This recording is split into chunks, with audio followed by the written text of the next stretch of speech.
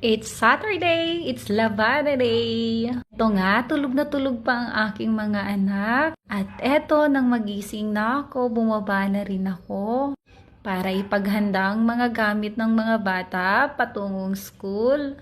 Tama po, Saturday today, pero may pasok ang mga bata. At eto ang baon ng kuya natin ngayon. At eto, guys, wake up time! At eto, nagpapatulong si Kuya Sejong. Niya kasi may pasok-pasok yung sapatos niya. Isa rin tong si Kuya. Ang kulit, diba? Naayusan mo ng buhok tapos umaalis. At isa rin si Kuya Sejong.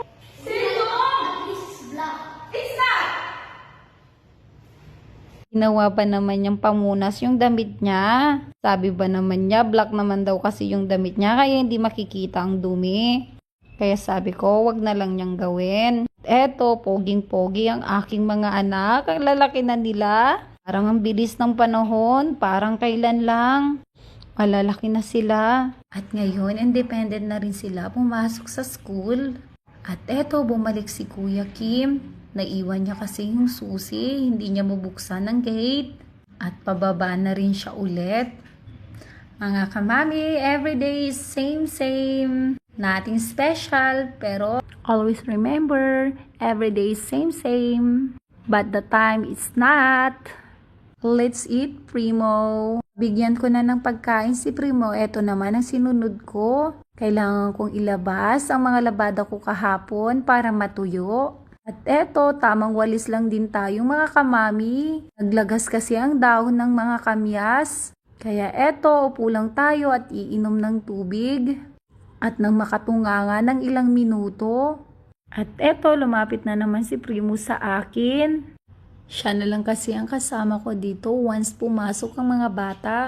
Ayan, tinuturuan ko pala kung paano magkalmot si Primo. At eto, nang mapansin ko ang dragon fruits namin, may mga bunga na pala ito. Eto, may 4 na bunga. Ang ganda nito pag namulaklak.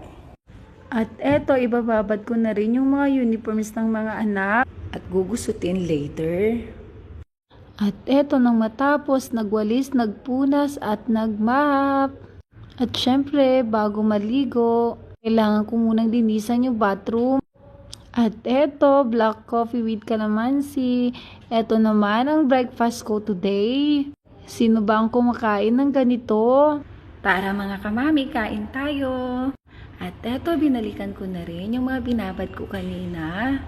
At eto, ibubuhos ko rin yung tubig sa sahig para ito na rin ang panlinis ko. At eto, tapos na rin ang labada. At eto, mga kamami, kuskus dito. At eto, hindi ko na naman namamalayan ng oras. Kailangan ko na palang bumaba para ipagluto ng mga ulam ang mga anak ko. Tatapusin ko na lang ito, tapos bababa na rin ako mga kamami. At eto, bumaba na rin. Nag-dine-in din ng friends ni Sejong. At eto, napahaba ang chika-chika. Kaya, ang buong labada ni Mami ay basa sa ulan. Nakalimutan ko rin kasi na may labada pala ako. Eto, uulitin ko na lang. Hanggang dito na lang muna mga kamami. Bye-bye!